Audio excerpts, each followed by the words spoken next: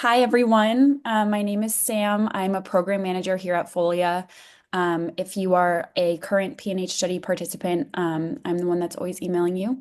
So thanks for joining us today on this Monday evening. Here with us is Dr. Dingli. He is a professor of medicine and a hematologist at the Mayo Clinic. He's one of the top clinicians treating PNH, and he's a really kind, understanding doctor. He's an amazing collaborator for us. I'm just going to start by giving a brief overview of Folia and talk a little bit about the research study, and then I'm going to just pass to Dr. Dingley, maybe to give a little bit of his own introduction, and then today's going to be a little bit different. If you were on the last webinar, this is going to be more of a Q&A, and so we have a list of participant submitted questions that we're just going to be pulling from, and it's going to be just kind of a conversation between myself and Dr. Dingley, and if you have any other questions, you can feel free to just put them in the chat. So start with the overview of Folia. So Folia is a free health tracking tool, and you can just take a few minutes each day and record symptoms you're experiencing, treatments you're taking, and then the app will give you trends about your health. And you're able to see correlations between your symptoms, your treatments, any flare events you may be experiencing. It's free for anyone to use. If you're a patient and you're managing your own care, you can sign up for Folia. If you're a caregiver providing care for someone else, you can sign up for Folia. So you can download that from the App Store if you don't already have the app and you're interested in it. And then a little bit about our study that we're running separately. So it is a 6-month observational research study for people with PNH. You can be taking any treatment, you could be taking no treatment at all. It's completely remote, so everything for the study happens at home. There's no in-person activities that are required, and you receive gift cards for completing study activities. So the overarching goal of this research is to better understand the day-to-day experience of living with PNH. So what are your most bothersome symptoms? What are you experiencing? Which treatments are you taking? Do you feel like your treatments are effective in managing your condition? Those are all things that we can garner from just taking a few minutes each day and tracking. So I think that's kind of a brief overview. We've received a ton of great questions from participants, so we're going to get right into it today. A big topic of interest I know is new research in PNH. And so, Dr. Dingley, I know you're very obviously involved and engaged in research, and we'd love to hear from you what developments you hope to see as more PNH research studies start to gain traction and participation in the space. So thank you very much, Sam, for the introduction, and thank you all for joining us again today, and for Folia for organizing this webinar. So it's been an amazing time to be involved in this disease because of all the developments in the understanding of the disease, in the therapeutics of the disease, and how people are doing much, much better with this illness. Obviously, the last few years have been amazing, with 6 drugs approved for something that is considered rather rare. And these drugs complement each other in the sense that one can shift from one therapeutic to another to try and optimize the response. And that has been fantastic. The developments in the near future, I think I would divide those into 2 categories. There are novel therapeutics that are being studied. For example, there are other proximal complement inhibitors that are being studied that could be, for example, given intermittently. These studies are in early stages of development, but in principle, they're quite exciting because they can also block complement proximally and therefore can result in very good disease control. Of course, we'll have to see how safe these products will be in time, but at least in principle, it is exciting. The idea of suppressing complement component synthesis in the liver using siRNA technology is also quite exciting, or combinations of antibodies with the siRNAs is kind of interesting as well. On the other aspect of research, I think, has to do with quality of life metrics and monitoring the disease. So it has been interesting to see how we have looked at the disease over the years. So initially, when C5 inhibition became available, the focus was, okay, let's control intravascular hemolysis because that improves fatigue, that improves hemoglobin, that prevents thrombosis. And surely that can happen. But then new features became apparent. How about trying to normalize the hemoglobin? How about trying to get the fatigue to disappear completely? How about having people having a normal quality of life? They can actually live their own lives. And so this has become the next level of expectation for patients and physicians. So I think we need to continue to explore these things. How is the disease affecting people? Because each disease is personal, Mhm. and these diseases affect patients in a personal way. And patients uh, may give different priorities for their symptoms compared to others. And having tools to understand that, having tools to monitor that, and having tools that will capture the life history of the disease for patients over extended periods of time and how the disease is impacting what is relevant, what is important for the patient will be very, very, very relevant. And this is why, in part, I encourage all patients to participate in this type of activity that Folia is doing, because we don't know what we don't know. And the different patients, as I said, rank symptoms differently, and trying to capture that in a systematic way, reproducible way, would be very, very important.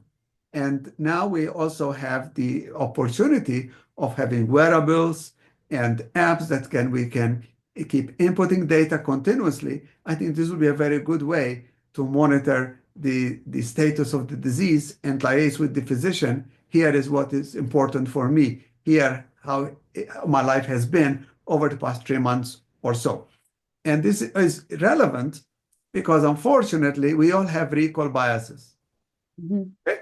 And recall biases mean that we tend to remember the extremes. Right. If I had a particularly good week, I might remember it because it was particularly good. If I had a particularly bad week, I might remember it because it was particularly bad. But we don't want to be influenced just by those extremes. Of course, those extremes are important. But we also want to know what daily life is like for people living with this disease. And this is where this type of research is very important. Right. Thank you. I agree with you. I'm wondering, how would you encourage patients to bring their Folia data to the clinic? So say you have a patient who's been tracking their health on the Folia app for the past 6 months. They have journal trends packaged nicely for them. How would you encourage a patient to start to share that information with their doctor? So any of my patients who are using this app, I would encourage them to bring their smartphone with them and show me the results. Okay. And the alternative would be that these things can be printed ahead of time Mhm. and brought to the office so that one can get uh, uh, essentially uh, graphs which show what has happened to the Right. patient over the past 6 months. And as they say, a picture is worth 1,000 words. And I think these trends are very, very important for me to understand what has been going on for the past 3 or 4 months since I last saw the patient. So I Right. encourage patients to do so. Many times, this type of data can be uploaded into the medical record. Okay. Uh, so I certainly would encourage patients to use these apps and share the information with their physicians. I want my patients to show me this type of data. Yeah, that's great. I think, especially in this new age, like you just shared, so many drugs have been approved recently. There's more drugs on the horizon. I think tools like this that let you track your symptoms over time and also can help correlate new symptoms or fewer symptoms with new treatments um, seems very valuable. So you heard it directly from Dr. Dingley, everyone. Bring your Folia data to the office. Okay. Moving on to our next question. Okay, so we've had someone ask, what are your thoughts on Fabhalta versus Empaveli? Right. So first, I'll say right off the bat that there's been no head-to-head study looking at these two products. Okay? Yeah. Empaveli was compared with eculizumab or ravulizumab, and iptacopan or Fabhalta was compared with ravulizumab or eculizumab. There have been no head-to-head comparisons. Both products are so-called proximal complement inhibitors. Fabhalta blocks factor B, uh, pegcetacoplan blocks complement factor C. And maybe now it's time for me to share some slides because Hmm. I think it's helpful Okay, to, to illustrate what I'm talking about because it makes life a bit sure. easy. That sounds good. We can So let see. me, yeah. So let's go with this slide here. So this is a simplified description of the complement cascade. And as I'm sure most of the people in the audience know, in PNH, we are missing the brakes that control C3 and C5, as well as the formation of the membrane attack complex. So we have continuous activation of the alternative pathway. We form C3 convertase. We cleave C3. C3 generates the C5 convertase.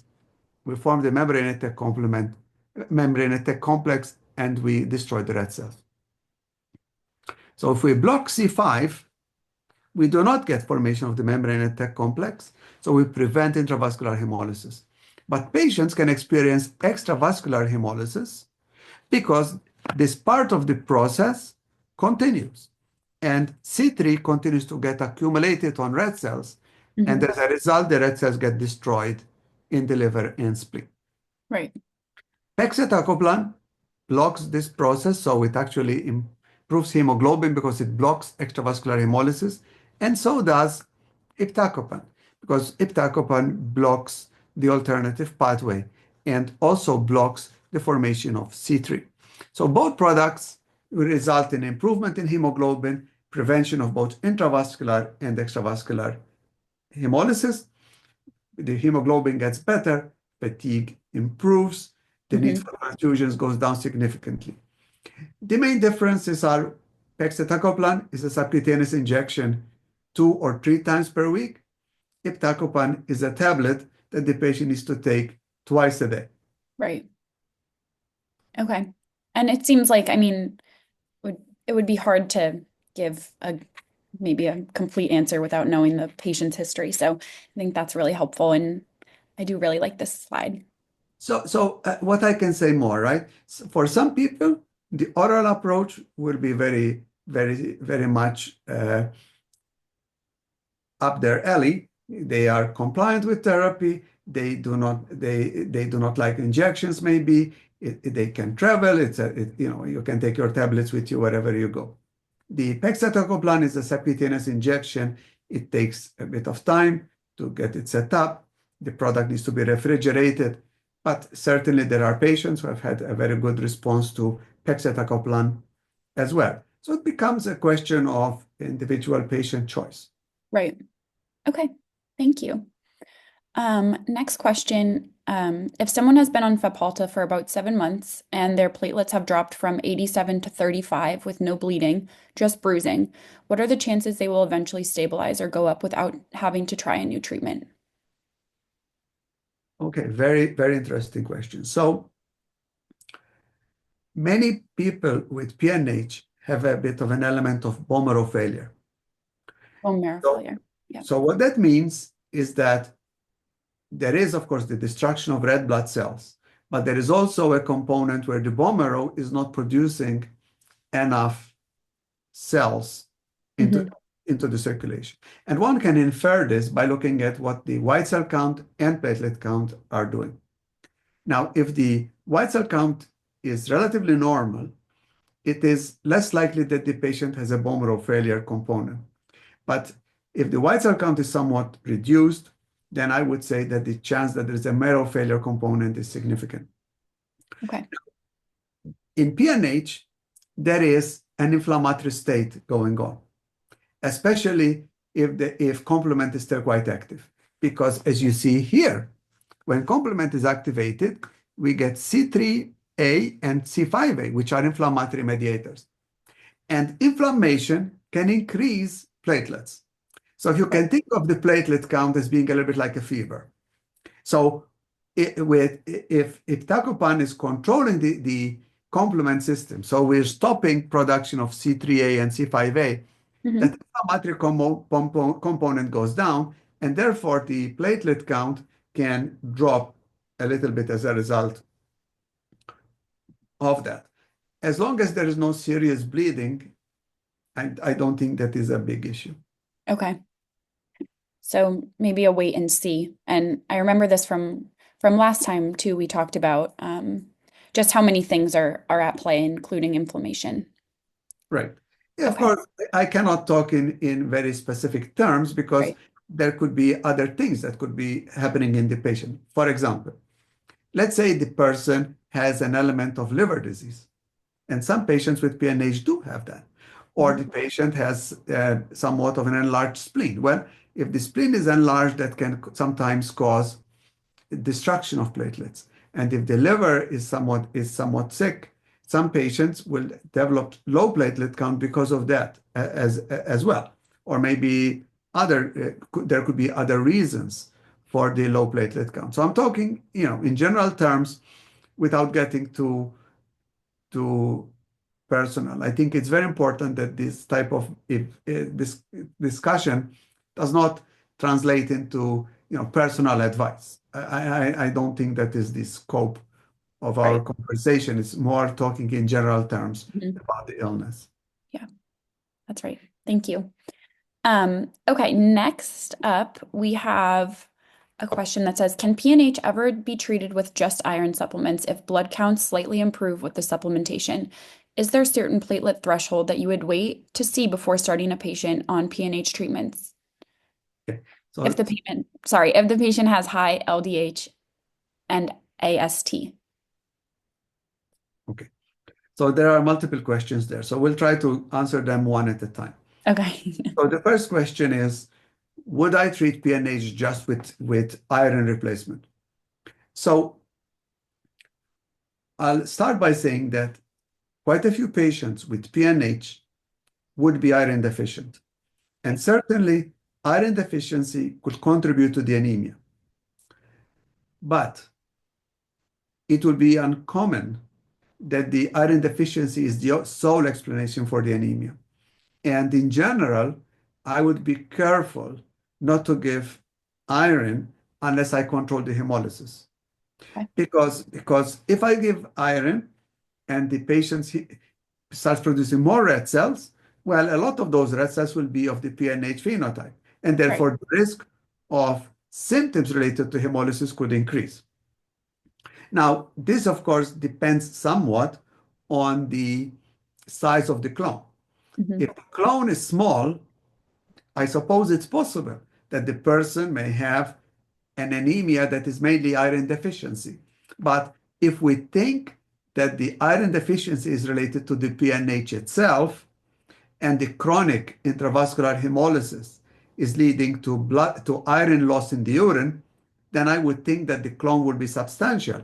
And in that situation, controlling the PNH with a complement inhibitor would become very important. Right. In that situation, I would control complement first, and then it will be much safer to give the iron so that the hemoglobin would improve because now the bone marrow was not deficient in iron anymore. Right. So that's the first part of the question. Then I think there was a component related, do you look at LDH and AST? So the answer is yes. So classically, a high LDH is a marker of intravascular hemolysis. Okay. And different groups will say 1.5 times the upper limit of normal or 2 times the upper limit of normal would be compatible with significant hemolysis. So in this situation, the elevated AST will also likely be coming from the red cells because AST is present in red cells. So if both of them are elevated, and in particular, if the bilirubin is elevated, and usually it is unconjugated, those will be features of hemolytic PNH. And in general, if the LDH is more than 1.5 times the upper limit of normal or twice the upper limit of normal, I think one would need to consider therapy. In particular, if the clone is substantial and the patient is having symptoms related to the hemolytic anemia. So the patient is having fatigue, the patient is having smooth muscle spasms like esophageal spasm, abdominal pain, muscle cramps. So it is uncommon that one will make a decision based on a single parameter, but almost always there will be the one parameter, such as the LDH, will be one component of the story, one Okay. clue that will suggest whether the person is going to require therapy.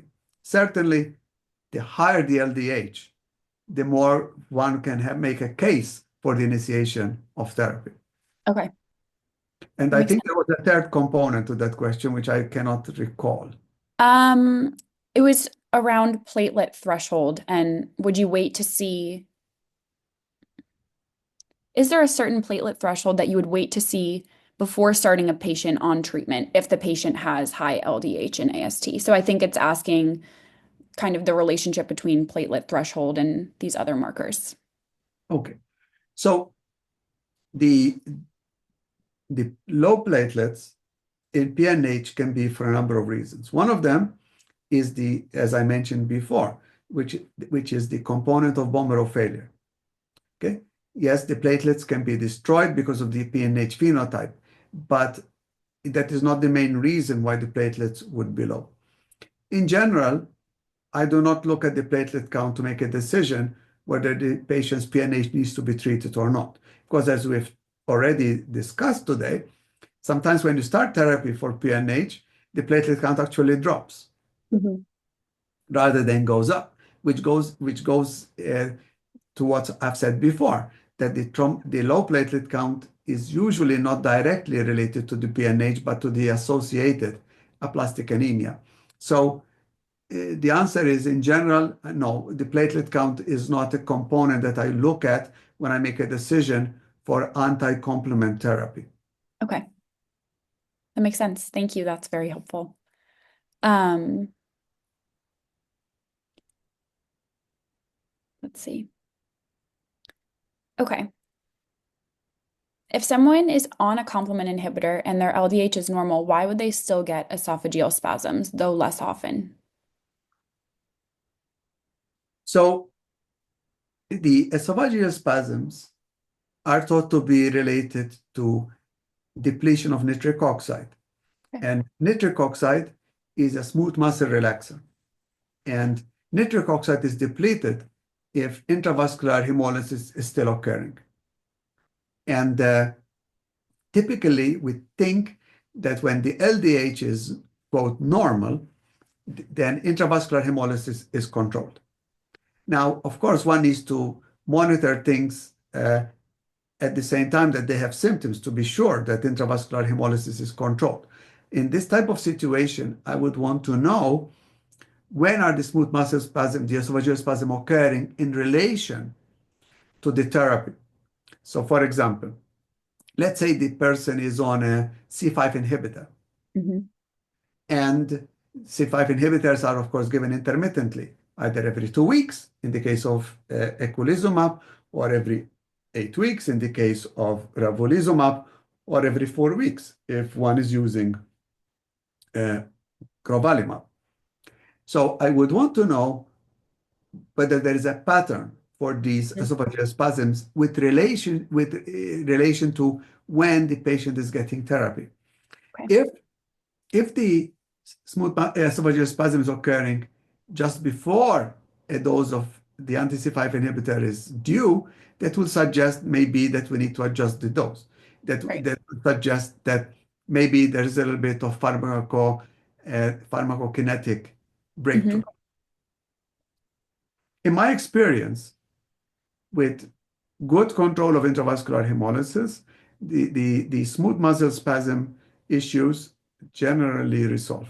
Of course, the other thing to think about, I mean, the person could have something that is unrelated to the PNH.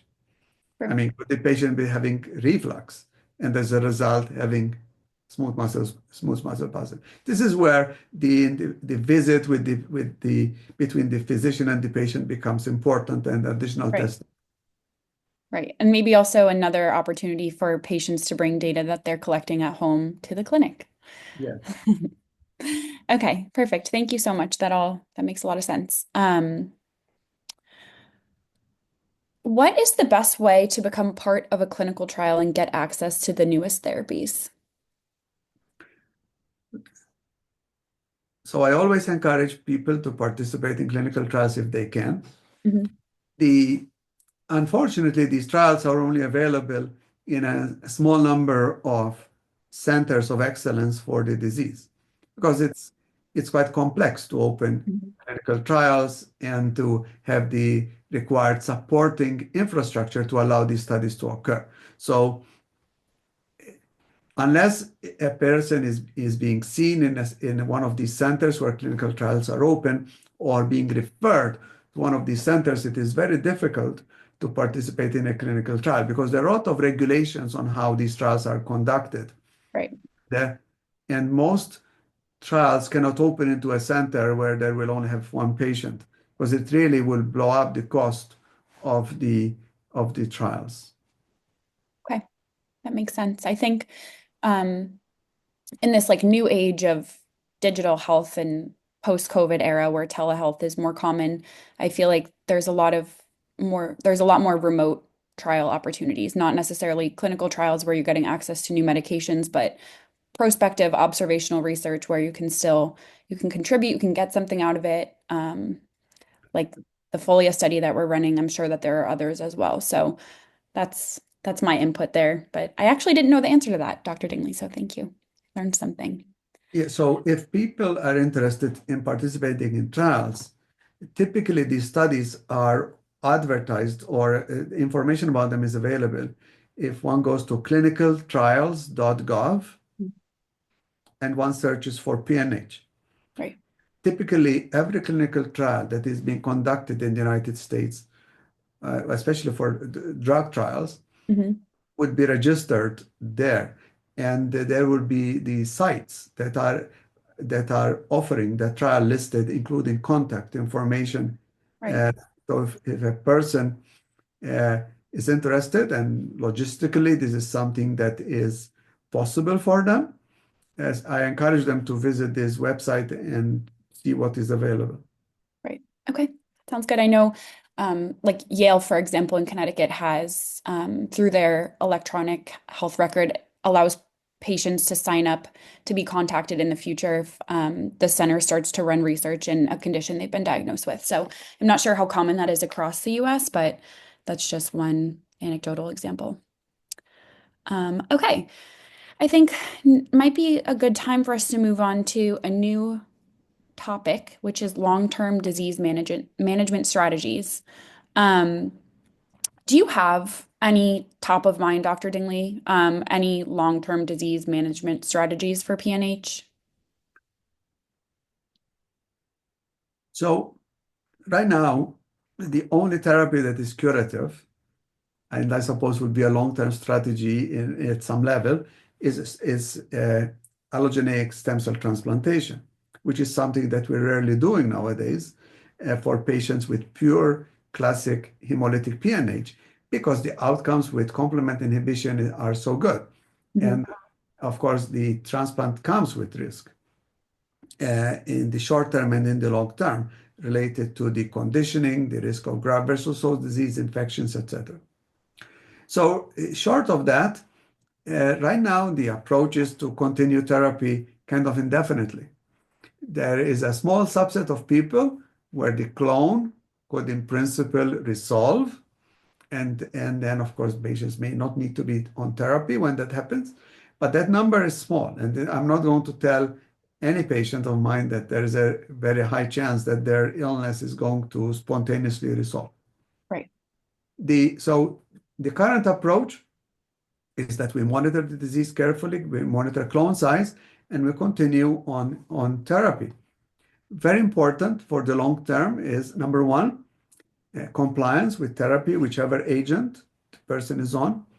Number two is making sure that they are current with all the vaccines that are required for people with this disease. And vaccines need not just be given once so that the person qualifies for therapy, they need to be updated every few years based on which vaccine it is. And typically, I tell my patients that they need to be current with the meningococcal vaccine, Haemophilus, Streptococcus pneumonia, and I'm also uh, encouraging my patients to receive the flu vaccine.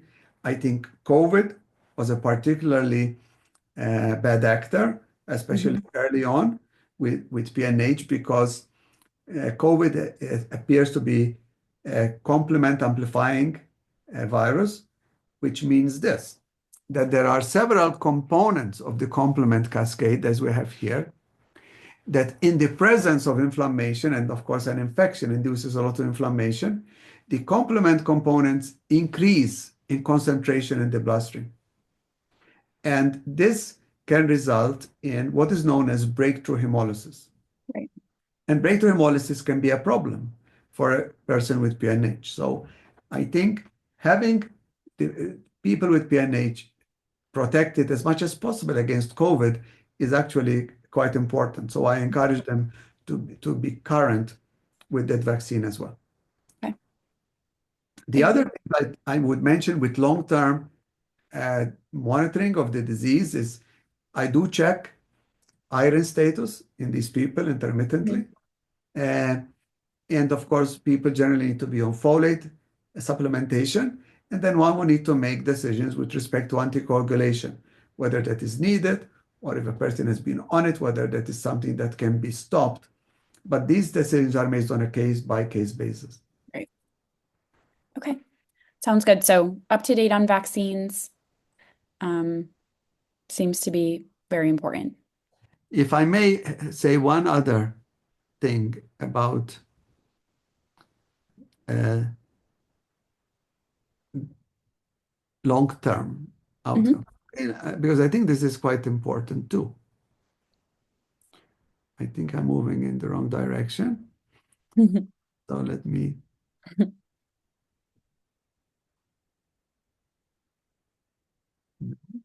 yeah, here it is. So this is the explanation for why we're rarely doing bone marrow transplant anymore for patients with classic hemolytic PNH. Now, the person who has aplastic anemia and PNH is a different story. That Okay. person might require a bone marrow transplant, okay? But for the person who has classic hemolytic PNH, if you look at the survival curves, okay, if you look at the survival curve on the right, this is data from a large group of patients with PNH that have been followed up in the UK. And the physicians there compared patients with PNH with aged matched controls. So Mhm. these are people, healthy people of the same age and the same sex, and followed along. Right. And you can see that with proper control of complement and proper treatment of PNH, the survival of the people is normal, Which is amazing. which is amazing. And that is the reason why we will not take somebody for transplant. Yes, we cannot cure the disease short of transplant, but properly treated, the disease becomes a chronic problem Right. with the same life expectancy of age-matched controls. Okay. Yeah. I think this is a powerful reminder too of how lucky we are to be living in a time with modern medicine. So thank you for pulling this up. The next question is actually related to bone marrow transplantation. So I'm just going to read it verbatim. When would you recommend a young person pursues a bone marrow transplant if they have classical PNH only and it hasn't developed into aplastic anemia or another more advanced disease? Is there still a 10% risk of death with a BMT, or has that percentage changed? For some background, this is someone in their 20s who has a history of getting sick with the virus and then hemolyzing. They've been on Ultomiris and Danicopan and switched to Fabhalta and are doing okay on Fabhalta. Right. So this is the perfect slide to help me Mhm. answer this question. Right. So yes, bone marrow transplant can potentially cure the disease. But as the author of the question says correctly, transplant is not without risk. And despite improvement in supportive care, patients undergoing transplant, allogeneic transplant, can still die because of complications related to the transplant, including risk of graft versus host disease, risk of infections, toxicity related to the immunosuppressive agents that are used. So, yes, there is uh, maybe a 10% risk of dying within the first year related to allogeneic stem cell transplant. And as you can see from this series of patients, that not going to transplant, but going on appropriate complement therapy, that Right. risk appears to be lower. And there is another component to this question. Okay? So the person is young. I do not know what discoveries are going to be there that may potentially cure Right. PNH in the future Yeah, that's a without great the point. risk related to stem cell transplantation. Okay? So Yeah. yes, maybe it's inconvenient, the person needs to be on treatment, but the outcomes are so good with current therapy that, in my opinion, allogeneic transplant will not generally be recommended in the Right. absence of associated aplastic anemia. Okay. Thank you. That's very helpful. Um, okay. Moving right along, here's the next one. Are there heart, liver, or kidney issues to watch out for now or as we age if previously experienced under controlled intravascular hemolysis for many years? Right. So the uncontrolled PNH can cause damage to the kidneys, can cause damage to the liver, can cause damage to the pulmonary circulation. Hmm. In fact, in the past, quite a few people who had uncontrolled PNH would develop chronic kidney disease related to microvascular thrombosis because of the hemoglobinuria that damages the kidneys. Right. The patient with PNH can also develop liver problems from, for example, thrombosis of the hepatic veins or iron deposition in the liver. And one of the less common, fortunately, but important complications of untreated PNH is something called pulmonary hypertension. And what this is that there is a resistance to blood flow in the lung. So the right side of the heart, the right ventricle, experiences resistance to blood flow in the lung. And this is called pulmonary hypertension. In part, this is all mediated by nitric oxide depletion that I mentioned earlier as being due to intravascular hemolysis. Right. Now, with good control of the disease, uh, we know that, for example, kidney function can get better. And so there is a lot of hope that with good control of the disease and modern drugs, these complications become much less likely. Hmm. We also know that with good control of the disease, the risk of thrombosis is significantly less. And therefore, the risk of pulmonary hypertension related to thrombosis of the pulmonary arteries becomes a less common problem. Okay. What is not clear is in PNH, is there still a risk of iron overload even with good Hmm. control of the disease? And that is something that is being actively studied. And that is one of the reasons why I monitor iron stores in people with this disease. Okay. So I would imagine, right, like, you're obviously seeing patients with PNH every day. Are you monitoring regularly, like their heart, liver, kidney function, or is that something that like patients should be like requesting from their doctors? So whenever I see one of these patients, of course, I do obtain kidney function tests, I obtain liver Mhm. function tests. I also intermittently check iron stores, Okay. and I will be asking for symptoms of pulmonary hypertension. And Okay. these will include things like shortness of breath, chest pain, swelling in the legs, and if necessary, I can do blood work to look for it. I mean, and if there is a suspicion, one can obtain an echocardiogram to look at uh, right ventricular pressures. As Right. I said, it's not a common problem, but one needs to be cognizant of it. And I certainly, when I'm talking with the patient and when I'm examining the patient, I'm very cognizant of these problems and I'm looking for these potential complications. Yes. Great. Okay, that makes sense. So I would say maybe if you're a PNH patient and you're listening and you do have these concerns, you should just feel empowered to advocate for yourself and ask for these tests or bring it up to your physician. Um, okay, thank you. Next question. Are there any I medical think I check? may have a slide about Oh this. yeah, let's see it.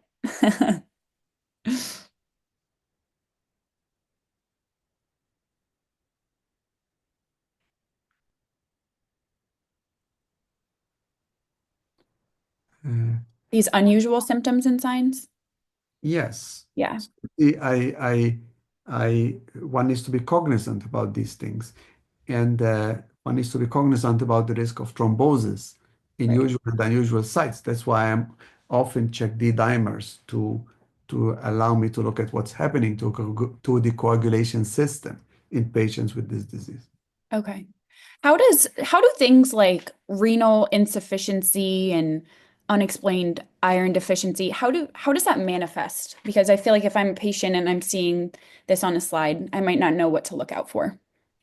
So the renal insufficiency may be completely asymptomatic. It will be Okay. just be as some increase in creatinine, which is the most common test that we use of kidney function. But the person with long-standing PNH may notice problems, for example, with ability to concentrate urine. So they may have very frequent urination. Okay. So one needs to look into that. Iron deficiency, uh, the most common symptom, apart from being, of course, anemic and pale, will be fatigue. Now, of course, fatigue is very common in patients with PNH, and this is one of the reasons why I check for iron deficiency because, as I mentioned already, if I can block intravascular hemolysis effectively, then I can safely give iron replacement therapy and I will hit two birds with one stone. I will improve the hemoglobin and I will also correct the iron deficiency and the component of fatigue related to it. Now, infrequently, the patient with iron deficiency may have other symptoms. Uh, they may have an altered taste in their mouth, or their tongue may be sore, or they may have uh, like inflammation of their lips, Okay. or breaking of the lining of the lips at the corners, or the person might have unusual cravings for certain foods. Sometimes they might have cravings for ice chips. They like to suck ice chips. Mhm. The person with iron deficiency may have noticed hair loss or some changes in their nails, but many times there'll be no symptoms except for the fatigue. Okay. Yeah, it's so interesting. I feel like especially when we start to think about like classic PNH symptoms that are commonly measured in clinical trials, it often doesn't include symptoms of these comorbid conditions. And so I feel like it highlights another use case for Folio for at least paying attention to what you're experiencing because you never know. You have an odd symptom pop up, and it's just worth paying attention to, and it's always worth bringing up to your doctor because it could be related to something else. That is true. Okay. Yes, unfortunately, we all have the right to have more than one problem. Right. It's very true. Um, Okay, thank you so much. We have a few more. I know we have 15 minutes left. So if anyone's listening and you have a question, please feel free to just put that in the chat. Oh wait, actually we just got one. Okay, let's just go to this one. It says, along with twice weekly Empaveli infusions, I also take a low dose PDE inhibitor. I'm not even going to try to pronounce that, to help with nitric oxide depletion. I decided to do this without any particular medical guidance, but I do feel that it helps me. Do you feel like PDE5 inhibitors might be a useful tool in the toolbox of your average PNH patient? So I cannot say that I've used that approach in any of my patients so far. Okay. As I said, I often find that with good control of intravascular hemolysis, with normalization of LDH, most of my patients, at least when I talk with them, I get the impression that their these symptoms of smooth muscle spasm resolve, but I can see the potential value of this approach. The one thing I would say, one needs to be very careful with this approach, especially if there is some evidence of pulmonary hypertension or other circulatory issues. Thank you. If you have any follow-ups, you can feel free to just ask them in the chat and I can re-raise it to Dr. Dingley. Thank you for your question. Okay. How common is it, Dr. Dingley, to have both PNH and MDS, and how can you differentiate which one is causing your symptoms? That's a great question. Right. So again, this overlap syndrome is something that has been known. In fact, I have this Venn diagram to describe it. The beautiful Venn diagram. So it is not rare that the person with MDS would have a small PNH clone. Most times these clones are less than 10% in size. And the patient with MDS on bone marrow will have features that will be compatible with MDS. They generally would have low blood count. So the patient with MDS and aplastic anemia looks similar in that all the blood counts will be low.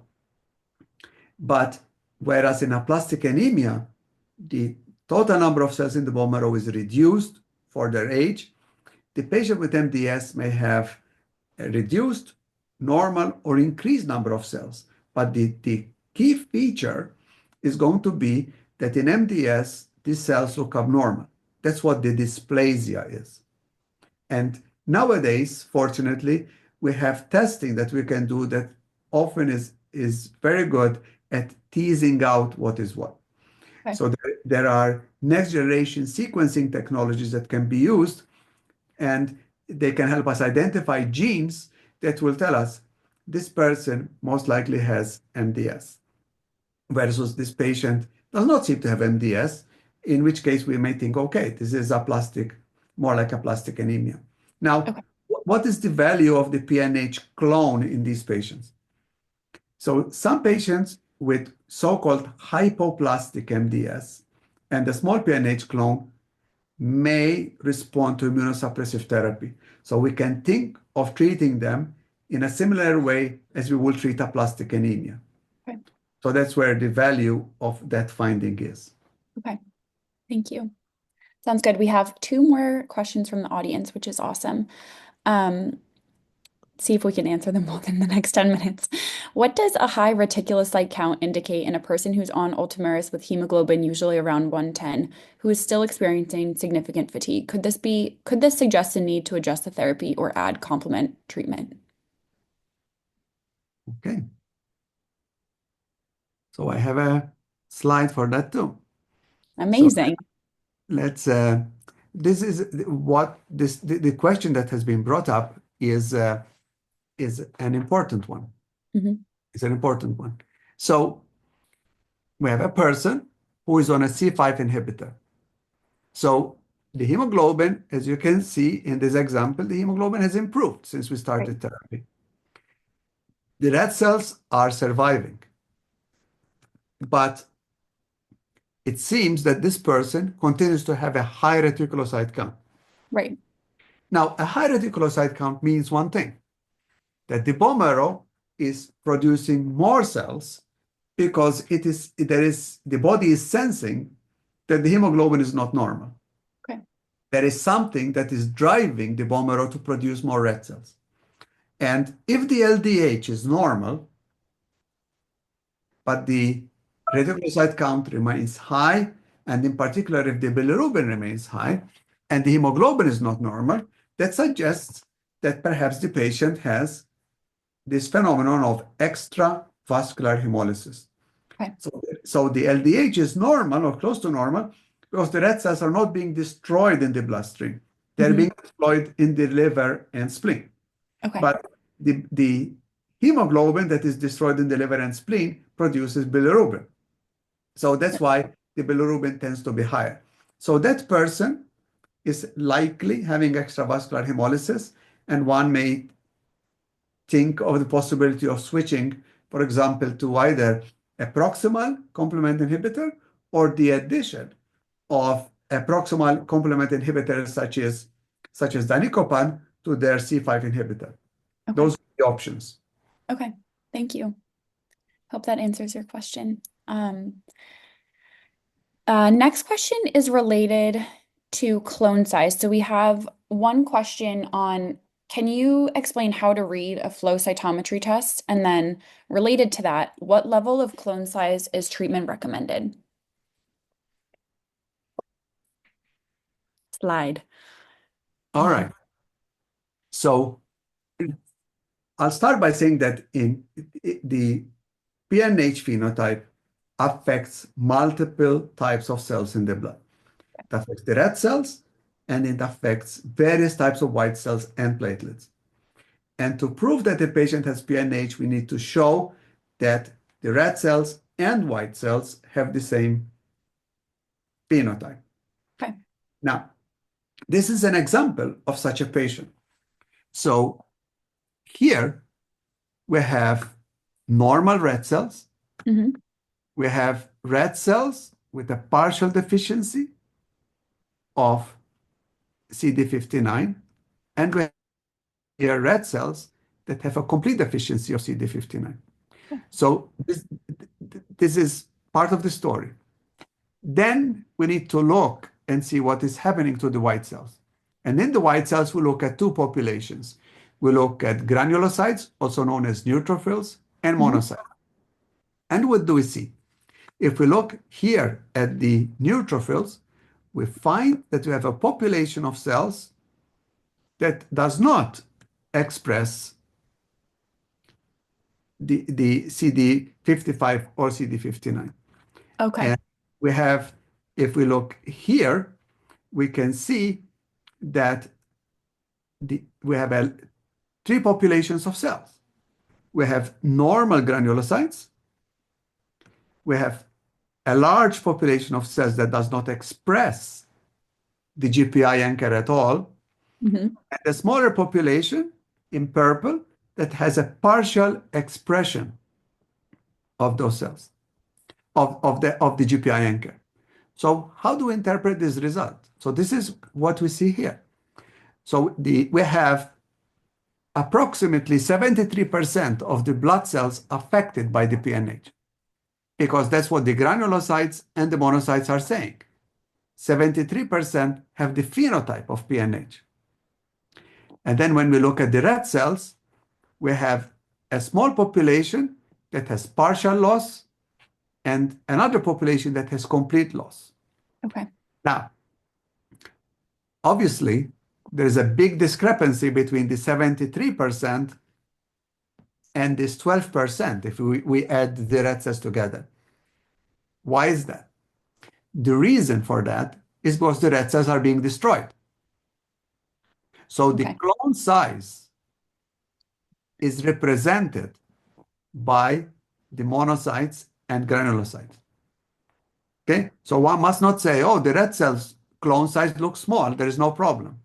The clone size is defined by the granulocytes and monocytes. Okay. And in this situation, this is a large clone. In the past, it used to be said that a clone more than 50% needed to be treated.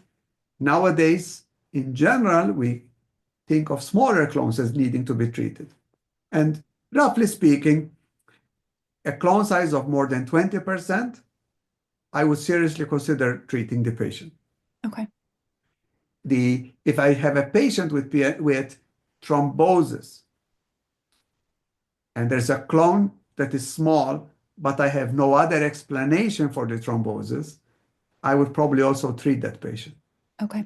because I will have to assume that the clone contributed to the thrombotic event. Okay. I think that makes sense. If you have any follow-up questions, the two participants who just asked those questions, feel free to put that in the chat and I will try to come back to it in the next 5 minutes. Um, okay, let's see. We have a few questions actually on antibiotic use in PNH. How about this one? Is there any correlation that you know of between doxycycline being a potential trigger for PNH or worsening someone's PNH?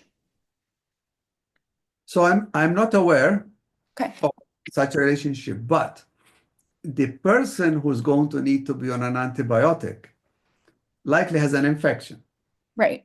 right? And infections cause inflammation. And inflammation, as I mentioned earlier, can elevate levels of the complement components. Hmm. And that can result in a flare of the PNH. Right. This is something called breakthrough hemolysis. So I would guess that in this type of scenario, it is not the doxycycline that is causing the flare of the PNH. It's the underlying infection for which the doxycycline is being used. Okay. That makes sense. Um, Here's another one on antibiotics. What is the impact of long-term daily antibiotic use for someone with PNH if they had C. diff? Are any negative effects mitigated by using a high-quality probiotic? And lastly, are you able to speak to why there are so many differing opinions between providers on the antibiotic subject, which I happen to not know much about, so I am excited for this one. Right. So there is a bit of a discrepancy in how the patients are treated in Europe, for example, and in the United States. Okay. In Europe, I think many patients are given prophylactic antibiotics routinely, Hmm. and it does increase the risk of this problem of C. diff, for example. So in the United States, we do not routinely give antibiotics prophylactically long term. Right. Personally, I only use antibiotics prophylactically in a situation where the patient has not been vaccinated and needs to start complement inhibitor therapy promptly. In that situation, I would start the antibiotic, I would give the vaccines, and start the complement inhibitor. But once the patient has achieved a response to the vaccine, roughly 2 to 3 weeks, then I think the antibiotic can be stopped. One can make a case that people with PNH on complement inhibitor therapy should have access to antibiotics fairly promptly just in case they develop an infection. But personally, I do not keep patients on long-term antibiotics. Okay. Now, I can see situations where a physician may want to do that depending on where that patient may be living and what the local risks of infections could be. Okay. That makes sense. All right, in our final 2 minutes, let's see. Um,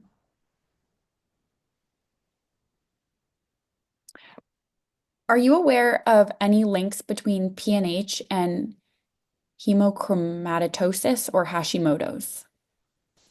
Okay. So hemochromatosis is a condition where there is excessive iron in the body and it can cause damage to organs, in particular the liver, sometimes the pancreas and the heart. Okay. Now, hemochromatosis is not a rare condition. It's inherited, typically affects people of Northern European descent, and it results in increased iron absorption. So it's possible that you can have a person with PNH and also have this gene for hemochromatosis. But sometimes hemochromatosis is used in a rather loose way to describe any situation where there is iron overload in the body. And this problem of iron overload is one that is being very carefully studied in PNH because anemia Hmm. can result in increased iron absorption from the gut. Okay. And the inflammatory state associated with uncontrolled PNH will result in that iron being sequestered in the liver. So that can result in, quote, hemochromatosis involving the liver. So there Okay. is a relationship there. Okay. And there are occasional patients with PNH who may require control of their iron overload. And there are various ways in which that can be done. The relationship with Hashimoto's thyroiditis, I am not aware that there is a direct relationship between these two. Of course, again, Hashimoto's thyroiditis is not a rare condition. Okay. It's uh, it's one of the more common causes Mhm. of hypothyroidism, in particular in women. Right. But I am not aware of a direct relationship between the two. Okay. Great. Thank you so much. Okay, well, we are at 6:01, so I'm gonna say thank you to Dr. Dingley for taking time to join us today. You really are just like a wealth of information, and we're really lucky to have you as our sponsor and source of this. So we really appreciate your time. We're going to send the recording to everyone who registered tomorrow, as well as more information on the PNH research study in case you're interested in joining. And if you have any follow-up questions, you can reach out to us at research@foliahealth.com, or Samantha@foliahealth.com. And yeah, thank you so much. Have a great evening, everyone. Thank you, Dr. Dingley. Thank you to you and to all the team at Folia, and of course, all the participants. And I wish everybody a wonderful holiday season and a new year full of everything that you desire. Health and prosperity. Yeah. Okay. Thank Thank you. you so much. Take care. Good night, Bye-bye. everyone.